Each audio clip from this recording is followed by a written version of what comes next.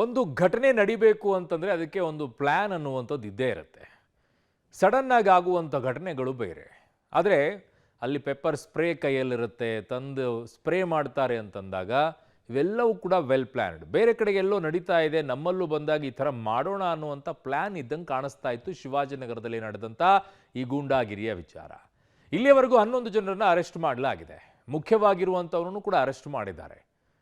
ಬಗೆದಷ್ಟು ಹಲವು ವಿಚಾರಗಳು ಆಚೆಗೆ ಬರ್ತಾ ಇವೆ. ಏನದು ಡೀಟೇಲ್ಸ್ ಇಲ್ಲಿದೆ ನೋಡಿ. ಶಿವಾಜಿನಗರದಲ್ಲಿ ಜಿಬಿಎ ಅಧಿಕಾರಿಗಳ ಮೇಲೆ ಹಲ್ಲೆ. ಪ್ರಮುಖ ಆರೋಪಿ ಬಸವರಾಜ್ ಸೇರಿ 11 ಜನ ಅರೆಸ್ಟ್. ಹಲ್ಲೆ ಮಾಡೋಕೆ ಬೆಳಗ್ಗೆಯೇ ನಡೆದಿತ್ತು ಪ್ಲಾನ್. ಬೆಂಗಳೂರಿನ ಶಿವಾಜಿನಗರದಲ್ಲಿ ಪಾದಾಚಾರಿ ಮಾರ್ಗ ತೆರವುಗೊಳಿಸುವ ಕಾರ್ಯಾಚರಣೆ ವೇಳೆ ಗ್ರೇಟರ್ ಬೆಂಗಳೂರು ಪ್ರಾಧಿಕಾರ ಅಧಿಕಾರಿಗಳ ಮೇಲೆ ಗೂಂಡಾಗಳು ಹಲ್ಲೆ ಮಾಡಿದ್ರು.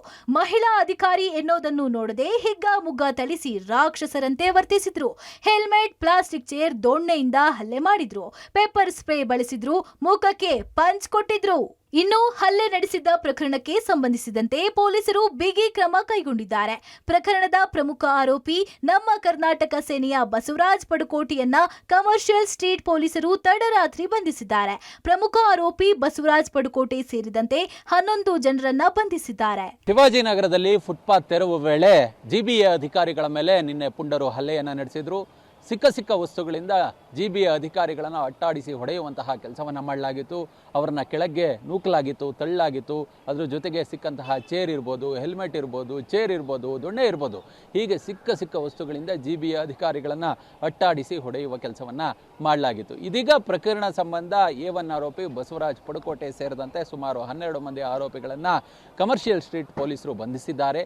ಮಹಿಳಾ ಅಧಿಕಾರಿಗಳು ಅಂತಲೂ ನೋಡದೆ ಮಹಿಳಾ ಅಧಿಕಾರಿಗಳ ಮೇಲೆ ಪೆಪ್ಪರ್ ಸ್ಪ್ರೇಯನ್ನು ಹೊಡೆದು ಅಟ್ಟಹಾಸವನ್ನು ಮೆರೆದಿದ್ದಂತಹ 12 ಆರೋಪಿಗಳನ್ನು ಬಂಧಿಸಿ ತೀವ್ರವಾಗಿ ವಿಚಾರಣೆಗೊಳಪಡಿಸುವಂತಹ ಕೆಲಸವನ್ನ ಕಮರ್ಷಿಯಲ್ ಸ್ಟ್ರೀಟ್ ಪೊಲೀಸರು ಮಾಡಿದ್ದಾರೆ. ಇನ್ನು ಪೊಲೀಸ್ ವಿಚಾರಣೆ ವೇಳೆ ಹಲವು ವಿಚಾರಗಳು ಬೆಳಕಿಗೆ ಬಂದಿವೆ. ಪ್ರಮುಖ ಆರೋಪಿ ಬಸವರಾಜ್ ಪಡುಕೋಟೆ ಚಾಲಕನ ಕಡೆಯಿಂದ ಪೆಪ್ಪರ್ ಸ್ಪ್ರೇ ಖರೀದಿ ಮಾಡಿದ್ದ. ತೆರವು ಕಾರ್ಯಾಚರಣೆ ಶುರು ಮಾಡ್ತಿದ್ದ ಬಗ್ಗೆ ಮಾಹಿತಿ ಪಡೆದಿದ್ದ ಬಸವರಾಜ್ ಯಾವುದೇ ಮಾಧ್ಯಮಗಳು ಪೊಲೀಸರು ಇಲ್ಲದನ್ನ ಖಚಿತಪಡಿಸಿಕೊಂಡು ದಾಳಿ ಮಾಡಿದ್ದ. ನಂತರ ಕನ್ನಡ ಧ್ವಜ, ಗಣೇಶ ದೇವಸ್ಥಾನದ ವಿಚಾರ ನಡುವೆ ತರೋಕೆ ಪ್ಲಾನ್ ಮಾಡಲಾಗಿತ್ತು ಅನ್ನೋದು ಗೊತ್ತಾಗಿದೆ. ಫುಟ್ಪಾತ್ ಅಂಗಡಿಗಳ ಬಳಿ ನಡೀತಿತ್ತು ಹಫ್ತಾ ವಸೂಲಿ. ನಿತ್ಯ 200 ರೂಪಾಯಿಯಂತೆ ತಿಂಗಳಿಗೆ 6,000 ವಸೂಲಿ.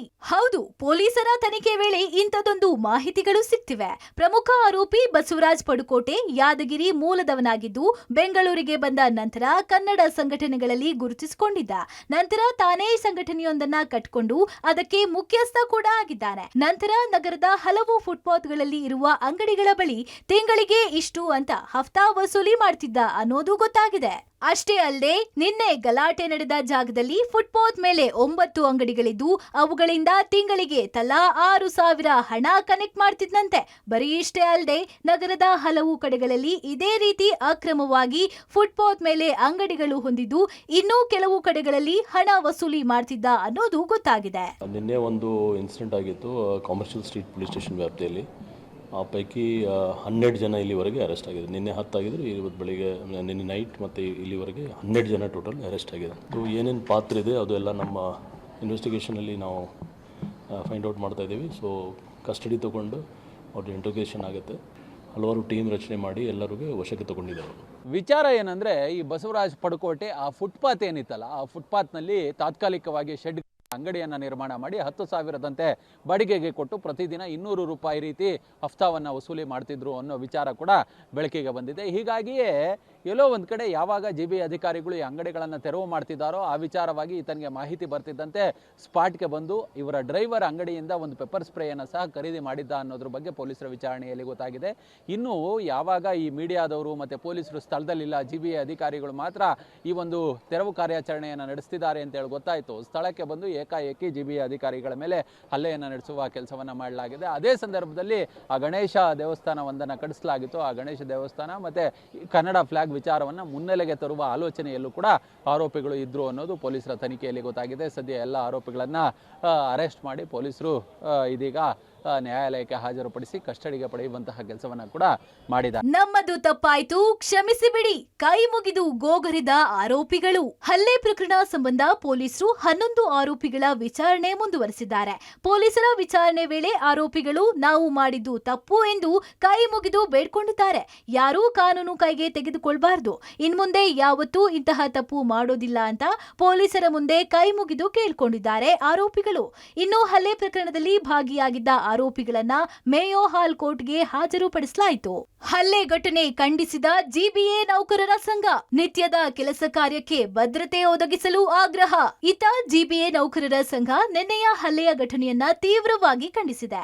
ಘಟನೆ ಸ್ಥಳದಲ್ಲಿ ಮಾರ್ಷಲ್ಸ್ ನಿಯೋಜನೆ ಆಗಿಲ್ಲ. ನಿನ್ನೆಯ ಘಟನೆ ಮರುಕಳಿಸಬಾರದು, ಅಧಿಕಾರಿಗಳಿಗೆ ಸೂಕ್ತ ಭದ್ರತೆ ಕೊಡಬೇಕು ಎಂದು ಜಿಬಿಎ ನೌಕರರ ಸಂಘ ಸುದ್ದಿಗೋಷ್ಠಿ ನಡೆಸಿ ಆಗ್ರಹಿಸಿದೆ.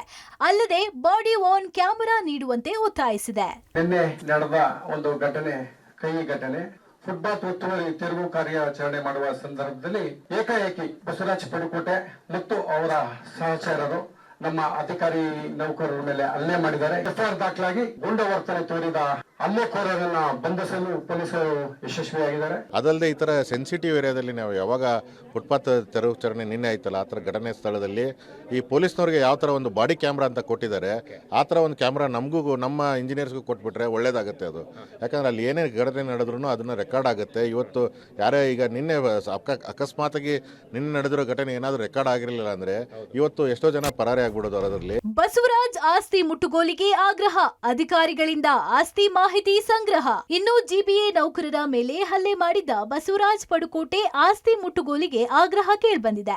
ಆಗ್ರಹ ಕೇಳಿ ಬಂದ ಬೆನ್ನಲ್ಲೇ ಅಧಿಕಾರಿಗಳು ಕ್ರಮಕ್ಕೆ ಮುಂದಾಗಿದ್ದಾರೆ.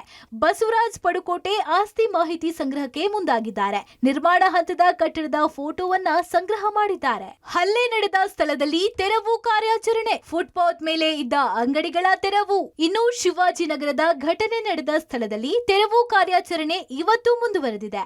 ಪೊಲೀಸ್ ಭದ್ರತೆಯೊಂದಿಗೆ ಅವಶೇಷಗಳನ್ನ ತೆರವು ಮಾಡಲಾಯಿತು. ನಿನ್ನೆ ಫುಟ್ಪಾತ್ ಮೇಲೆ ಇದ್ದ ಅಂಗಡಿಗಳನ್ನ ತೆರವು ಮಾಡಲಾಗಿತ್ತು. ತೆರವು ಆದ ಡೆಬ್ರಿಸ್ಗಳನ್ನ ಇವತ್ತು ತೆಗೆಯಲಾಯಿತು. ಶಿವಾಜಿನಗರ ಫುಟ್ಪಾತ್ ತೆರವು ಕಾರ್ಯಾಚರಣೆ ವೇಳೆ ನಿನ್ನೆ ಅಧಿಕಾರಿಗಳ ಮೇಲೆ ಹಲ್ಲೆ ಆಗಿತ್ತು. ಹಲ್ಲೆ ಆದಮೇಲೆ ಕೂಡ ತೆರವು ಕಾರ್ಯಾಚರಣೆ ನಡೆಯಿತು. ಇವತ್ತು ಕೂಡ ಮುಂದುವರೆದಿರುವಂಥದ್ದು. ಇಲ್ಲಿ ಘಟನೆ ನಡೆದ ಸ್ಥಳ ಏನಿತ್ತು, ಆ ಸ್ಥಳದಲ್ಲಿ ತೆರವು ಕಾರ್ಯಾಚರಣೆ ಆದ ಡೆಬ್ರಿಸನ್ನು ಹೊರ ಹಾಕುವಂಥ ಕೆಲಸವನ್ನು ಮಾಡಲಾಗ್ತಾ ಇದೆ. ಕಂಪ್ಲೀಟಾಗಿ ಇಲ್ಲಿ ಹಾಕಿದ್ದಂಥ ಅಂಗಡಿಗಳನ್ನು ಸಂಪೂರ್ಣವಾಗಿ ತೆರವು ಮಾಡುವಂಥ ಕೆಲಸವನ್ನು ನಿನ್ನೆ ಆಗಿತ್ತು. ನಿನ್ನೆ ಆದಂಥ ಘಟನೆ ಏನಿತ್ತು ಅದು ಸುಮಾರು ಒಂದು 5 ಜನ ಅಧಿಕಾರಿಗಳ ಮೇಲೆ ಹಲ್ಲೆಯನ್ನು ಮಾಡಿದರು. ಅದಾದ ಮೇಲೆ ಯಾರಿಗೂ ಕೂಡ ಅವಕಾಶ ಕೊಡಬಾರ್ದು ಅಂತೇಳಿ ತೆರವನ್ನು ಮಾಡಿದಲ್ಲಿ ಹಾಕಿದಂಥ ಅಂಗಡಿಗಳನ್ನು, ಆ ಡೆಬ್ರಿಸ್ಗಳೇನಿದ್ವು ಅವೆಲ್ಲವನ್ನು ಕೂಡ ಕಂಪ್ಲೀಟಾಗಿ ತೆಗೆದು ಹಾಕುವಂಥ ಕೆಲಸವನ್ನು ಇಲ್ಲಿನ ಅಧಿಕಾರಿಗಳೀಗ ಮಾಡ್ತಾ ಇರುವಂಥದ್ದು. ವಿಪಕ್ಷ ನಾಯಕ ಆರ್ ಅಶೋಕ್ ಜಿಬಿಎ ಅಧಿಕಾರಿಗಳ ಮೇಲಿನ ಹಲ್ಲೆ ಖಂಡಿಸಿದ್ದಾರೆ. ಕರ್ನಾಟಕದಲ್ಲಿ ಕಾನೂನು ಸುವ್ಯವಸ್ಥೆ ಇದೆಯಾ ಅಂತ ಸರ್ಕಾರವನ್ನ ಪ್ರಶ್ನಿಸಿದ್ದಾರೆ. ಅಧಿಕಾರಿಗಳಿಗೆ ಚಂದಾಗಿ ಪೆಪ್ಪರ್ ಸ್ಪ್ರೇ ಹಾಕಿ ಅಧಿಕಾರಿಗಳ ಮುಖಕ್ಕೆ ಹಾಕಿದ್ದಾರೆ. ಗೊತ್ತಾಯ್ತಲ್ಲ ಕರ್ನಾಟಕದಲ್ಲಿ ಲ್ಯಾಂಡ್ ಆರ್ಡರ್ ಹೆಂಗಿದೆ ಅಂತ. ಅಧಿಕಾರಿಗಳೇ ಸೇಫ್ ಇಲ್ಲ ಅಂದಮೇಲೆ ಇನ್ನು ಜನ ಎಲ್ಲಿದ್ದಾರೆ ಸೇಫ್? ಆಡುವಾಗಲೇ ಪೆಪ್ಪರ್ ಸ್ಪ್ರೇ ಹೊಡಿತಾರೆ, ರೋಡಲ್ಲೇ ನಿಲ್ಸ್ಕೊಂಡು ಅಧಿಕಾರಿಗಳಿಗೆ ಚೆಂದಾಗಿ ನುಣ್ಣಗೆ ಹೊಡೆದಿದ್ದಾರಲ್ಲ, ನಾಚಿಕೆ ಆಗಲ್ವಾ? ಸರ್ಕಾರ ಕೊಡಿಬೇಕಾಯಿತು. ಕಾನೂನು ಸುವ್ಯವಸ್ಥೆ ಇದೆಯಾ ಕರ್ನಾಟಕದಲ್ಲಿ? ಒಟ್ನಲ್ಲಿ ನಿನ್ನೆ ಜಿಬಿಎ ಅಧಿಕಾರಿಗಳ ಮೇಲೆ ನಡೆದ ಹಲ್ಲೆ ಪ್ರಕರಣ ಸರ್ಕಾರ ಮತ್ತು ಪೊಲೀಸ್ ಇಲಾಖೆ ಗಂಭೀರವಾಗಿ ಪರಿಗಣಿಸಿದೆ. ಗೂಂಡಾಗಿರಿ ಮೆರೆದಿದ್ದ ಹಲ್ಲೆಕೋರರು ಕೆಟ್ಟ ಮೇಲೆ ಬುದ್ಧಿ ಬಂತು ಅನ್ನೋ ಹಾಗೆ ತಪ್ಪಾಯಿತು ಎಂದು ಕೈ ಮುಗಿದು ಬೇಡ್ಕೊಂಡಿದ್ದಾರೆ. ಹಲ್ಲೆಕೋರ ಆರೋಪಿಗಳಿಗೆ ತಕ್ಕ ಶಾಸ್ತಿಯಾಗೋದಂತೂ ಸುಳ್ಳಲ್ಲ. Umesh, crime bureau, public TV.